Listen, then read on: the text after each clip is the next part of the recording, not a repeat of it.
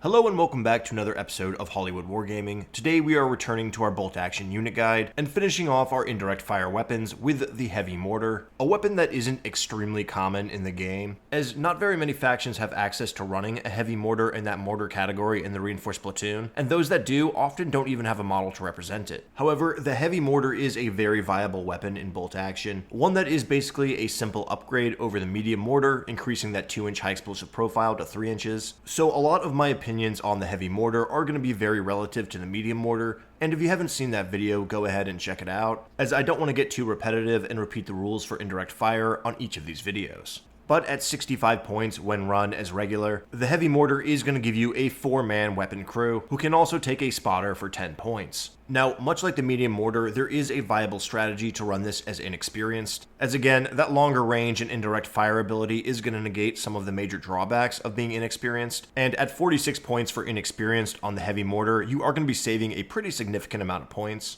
But keep in mind that running these guys as inexperienced is going to bar you from making use of a spotter, and will require that the mortar squad themselves do have line of sight of the target they are trying to fire at. And personally, I feel that if you are trying to cheap out on that mortar category and run them as inexperienced, I would probably take the Medium Mortar route, as again, it's overall less of a points investment and less of a risk to run them as inexperienced and require that line of sight that may put them in harm's way. My line of thinking with the Heavy Mortar is that you are paying more for bigger ordnance, so why not pay the premium and go regular with a spotter whose line of sight is going to give you more target priority selection, and potentially keep your investment on the battlefield by keeping them away from things like small arms fire and counter batteries. And at the end of the day, 75 points really isn't that steep of an investment to begin with, especially on a weapon that has a 3-inch high explosive profile. So to reiterate all that, my recommended way to run a Heavy Mortar is going to be as a regular with a spotter for 75 points. And if you want me to further elaborate on the breakdown between running them as inexperienced or regulars with spotters, go ahead and check out my previous video on the Medium Mortars or even the multiple launchers, as they do follow the same principles and I go into more depth there.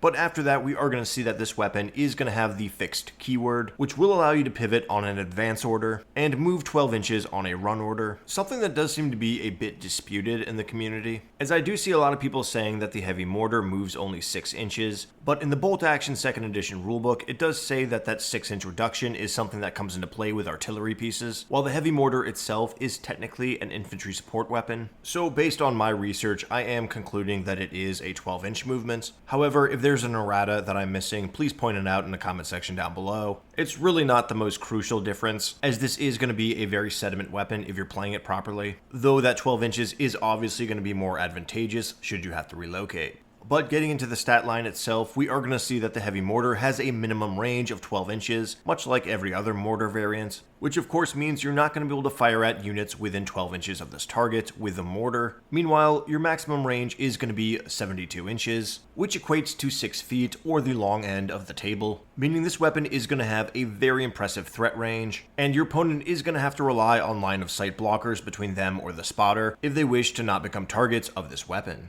Still, this is only 12 inches more than the Medium Mortar, so you're not getting a whole lot of upgrade in distance here, but as most experienced bolt action players can tell you, going from 60 inches to 72 goes from having a very long range to having a range that is almost unescapable. But next up, we are going to see that the Heavy Mortar is of course a one-shot weapon, as most heavy ordnance is, and its penetration value is going to be equal to that of its high explosive profile, which in this case is going to be +3, and will not drop in value over long distance, as again, high explosive weapons do not rely on velocity to penetrate their targets, but rather the payload of the explosion itself. Also, when targeting enemy vehicles, indirect fire always counts as hitting their top armor, which will confer an extra +1 penetration value, which in a way means that the Heavy Mortar is kind of a long-range, light anti-tank gun, though traditionally that's not what you're going to be using it for most of the time. But lastly, as mentioned throughout the course of this video, this is going to be a 3-inch high explosive weapon profile, meaning when you do score a hit against your enemy target, you are going to be putting down a template with a 3-inch radius, something that is capable of engulfing entire infantry squads. Now, that's rarely the case, especially if your opponent knows they're being zeroed in on by a Heavy Mortar, but it is very easy to catch 4 or 5 models within this template, which in many scenarios is enough to force a morale check, provided they didn't take that down order. Combine that with a +3 penetration, and you will be wounding even veterans on a roll of 2+, making the mortar a support weapon that has strong killing capabilities, and is really going to ruin the day of any unit that ends up getting caught in its fire. Also, this weapon is going to apply D3 pins onto its targets, which is on par with the 2-inch high explosive template. So this support weapon isn't really getting any more suppressive, but its killing capabilities will be more likely to force a morale check. And if you score 3 pins on that D3 roll, your opponent is going to be in a really tight spot. Now, this weapon, when targeting enemies in buildings, is going to gain 2d6 hits, which is definitely an upgrade over the 2-inch high explosive profile, and will actually give you the slim chance to level a building when hitting it. Again, if a building receives over 10 hits and a single high explosive shot, it counts as being destroyed and will kill all units inside it. Also, 2d6 hits is going to average around 7 hits, which in many scenarios is going to be more than you would usually get beneath that template, so this is going to be a very effective weapon at dislodging enemies who are stationed inside buildings. However, as we have discussed in previous videos, it does get a bit finicky when targeting units indoors with mortars, as you do have to roll to see which floor the shell actually detonates on. Basically, after you score a successful hit on a building, you are going to roll a d6 for each floor, starting with the top, and on a roll of 4+, the shell is going to detonate on that floor, with a roll of 1 through 3, causing it to fall through the floor to the next one, where you will then repeat the roll until you are at the bottom floor, where it automatically explodes. So just because you zeroed in on the building that your enemies are in does not mean that you're immediately going to hit them. You then have to roll to see which floor it detonates on, and there is a chance that it'll simply go off on the wrong floor and not even hurt the unit at all, something that does make light and medium mortars pretty terrible against buildings, especially if they have more than one floor, but the heavy mortar does have a bit of an advantage here,